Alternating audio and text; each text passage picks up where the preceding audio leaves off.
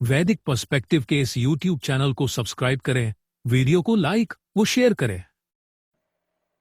ओम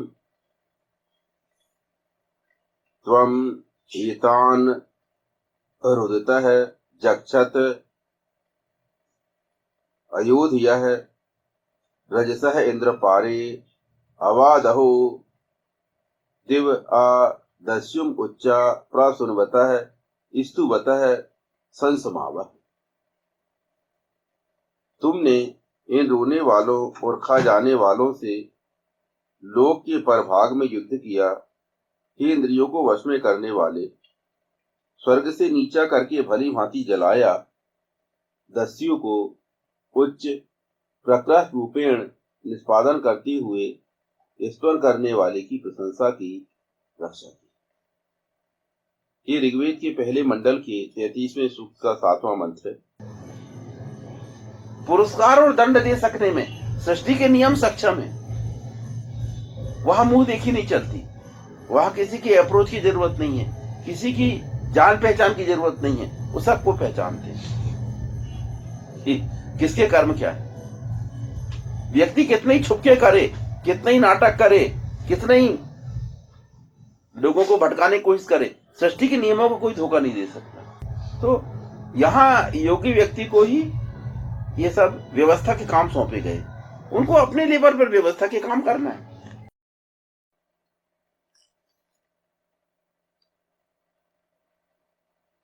तुमने इन रोने वालों और खा जाने वालों से लोक के परभाग में युद्ध किया। हे इंद्रियों को वश में करने वाले, त्वम एतान रुदतः जक्षतः च अयोध्यः रजसः इंद्र पारे। स्वर्ग से नीचा करके भली भांति जलाया। दस्यु को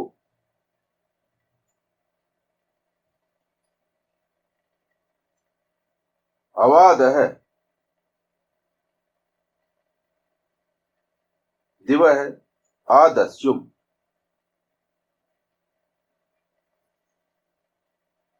ऐसे दस्यु या डाकू कितने ही सुविधा संपन्न और सुखमय स्थान पर, स्वर्ग जैसी सुविधा पाने वाले स्थान पर ही क्यों ना हो, उन्हें वहां से नीचा करके लाए जाने की आवश्यकता है। क्या होता है कि जो दस्यु है, डाकू है, वो तो फुल एंजॉय करता है, क्योंकि उसको कोई नैतिक नियमों का पालन करना नहीं पड़ता। तो वो तो पैसा मस्त लूटता है, वो मजे से रहता है। तो उसको वहां से नीचे गिराना जरूरी है, क्योंकि अगर उसको ऐसे लोगों को आप ये पूरी फैसिलिटी मिलने दोगे तो इसका ऐसे लोगों पर गलत इंप्रेशन पड़ेगा जो कि दस्यु नहीं है, जो डाकू नहीं है, जो लूट खसोट नहीं करते, जन सामान्य है, सीधे साधे लोग हैं, उन पर गलत असर पड़ता है। तो सामाजिक संतुलन को बनाने के लिए ये करना जरूरी है।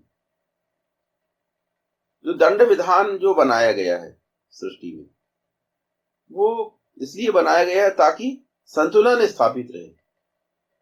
इसलिए हम देखते हैं कि दुष्टों की दुष्टता एक समय तक ही फलीभूत होती है। इसके बाद ऑटोमेटिकली वही सब काम करते हुए आदमी फिर पतन की तरफ जाने लग जाते हैं। इसलिए एक सीमा तक चल पाता है, और वो सीमा क्रॉस हुई और उसके बाद आदमी का पतन शुरू हो जाता है। तो ये तो सृष्टि की व्यवस्था है, किंतु सृष्टि की व्यवस्था जो है वो स्लो काम करती है। मतलब उसमें आदमी को अच्छे और बुरे दोनों कर्मों का मिला जुला असर मिलता है। ना तो कोई व्यक्ति पूरी तरह अच्छा ही होता, ना कोई व्यक्ति पूरी तरह बुरा होता। तो कुल मिलाके उसके भोग चक्र को कोई भी दूसरा आदमी सही ढंग से एक्सप्लेन नहीं कर सकता। अब दूसरों की बात छोड़ो, हम खुद अपने ही कर्मों का सही मूल्यांकन नहीं कर पाते, क्योंकि मिला जुला चलता रहता है ना जीवन। जीवन में कोई एक काम तो हम करते नहीं, अनेकों काम करते हैं, कुछ अच्छे करते हैं, कुछ बुरे करते हैं, तो सबका मिला जुला प्रिंसिपल हमें मिलता है। इसलिए सृष्टि की न्याय व्यवस्था को अगर आप देखोगे और उसके आधार पर आप छोड़ोगे, तो फिर आपकी जो सामाजिक व्यवस्था है, जो तात्कालिक व्यवस्था है, वो हमेशा आपको उस पर संदेह होगा। इसलिए वेद ने जो व्यवस्था की है वो क्या की है कि आपको तत्काल भी निर्णय लेना पड़ेगा, आपको तत्काल भी एक व्यवस्था स्थापित करनी पड़ेगी। आप केवल सृष्टि के भरोसे सब कुछ नहीं छोड़ सकते। जो तात्कालिक स्थितियां हैं उनका तो मूल्यांकन आपको करना पड़ेगा और उसके अनुसार पुरस्कार या दंड आपको भी देना पड़ेगा। हमको व्यवस्था स्थापित करने के लिए एक प्रशासन चलाना पड़ता है, एक प्रशासनिक व्यवस्था स्थापित करनी पड़ती है। तो उस प्रशासनिक व्यवस्था को सुचारू रूप से चलाने के लिए पुरस्कार और दंड की व्यवस्था आपको करना ही पड़ेगा। अन्यथा क्या होगा कि लोगों में असंतोष क्रिएट हो जाएगा। एक काम करने वाला व्यक्ति और एक काम ना करने वाला व्यक्ति दोनों का एक सा परिणाम नहीं हो सकता, क्योंकि सृष्टि की व्यवस्था कर्म पर आधारित है। इसलिए व्यक्ति के सत्कर्म या दुष्कर्म की व्यवस्था वेद में की गई है। वेद व्यक्ति व्यक्ति में अंतर नहीं करता, पर वेद जो अंतर करता है वो कर्मों के आधार पर करते हैं।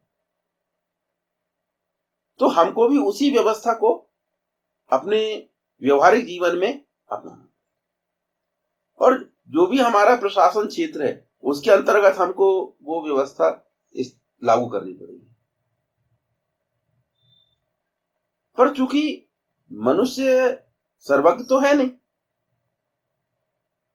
इसलिए उसका जो व्यवहार है वो जानकारियों पर निर्भर रहता है। मनुष्य का व्यवहार हमेशा जानकारियों पर निर्भर रहेगा। मनुष्य जानकारियों का मोहताज। जैसे जैसे जानकारियां होती जाती हैं वैसे वैसे व्यक्ति का व्यवहार बदलता जाता है, उसकी सोच बदलते जाती है। तो आपकी जो जानकारियां हैं उनके आधार पर आपको दंड या पुरस्कार की व्यवस्था करनी पड़ेगी। इसलिए जो दस्यु लोग हैं, डाकू लोग हैं, उनको दंडित आपको करना पड़ेगा। वो अगर बहुत अच्छी कंडीशन में रहेंगे तो हर आदमी डाकू बनना चाहिए। हर व्यक्ति पर मैसेज यही जाएगा कि यार लूटो खाओ, क्या मतलब, मजे करो, क्या मतलब, कोई तो कुछ बोलने वाला है नहीं। इसलिए हम लोग अपने परिवार में भी व्यवस्था को करते हैं। बच्चों को पुरस्कृत भी करते हैं, दंडित भी करते हैं। जो भी हमारा प्रशासन क्षेत्र है उसमें हमको कुछ ना कुछ पुरस्कार और दंड की व्यवस्था करना पड़ता है। अच्छे कर्म करने पर लोगों को प्रोत्साहित करना चाहिए और दुष्कर्म करने पर हतोत्साहित करना चाहिए। पर अगर आप ये नहीं करोगे तो आप कोई भी व्यवस्था कभी स्थापित नहीं कर पाओगे। पर सृष्टि के नियम फिर पकड़ेंगे, पर सृष्टि के नियम फिर अकेले जो है उस व्यक्ति को नहीं पकड़ेंगे, जिसने नियम लागू नहीं किया उसको वो पकड़ेंगे। भाई आपके प्रशासन जैसे ये वैसी ही बात है कि हमारे परिवार में अगर हमने अच्छे से व्यवस्था नहीं चलाई तो बच्चे तो परिणाम भुगतते ही भुगतते हैं, हम लोग भी तो भुगतते हैं उसका परिणाम। अगर हमारे बच्चे सही ढंग से विकसित नहीं हुए हैं तो हमको भी तो उसका परिणाम भुगतना पड़ता है ना, प्रैक्टिकली। तो ऐसा ही सृष्टि के नियम क्या है कि जो जितना दोषी है उस अनुपात में उसको उतना दंडित करते। इसलिए जो कानून और व्यवस्था को चलाने वाले हैं उनका ये काम है कि वो पुरस्कार और दंड की व्यवस्था को सुचारू रूप से चलाएं। अगर आपको उसमें नहीं फंसना है तो आप केवल ईशान के भरोसे छोड़ के सब कुछ नहीं चल सकता कि अरे यार भैया अपन अनदेखा कर दो, अपन कुछ एक्शन मत लो। ये जो रवैया एक रहता है कि आपने को क्या करना है। नहीं, आपको क्या करना की एक लिमिट है।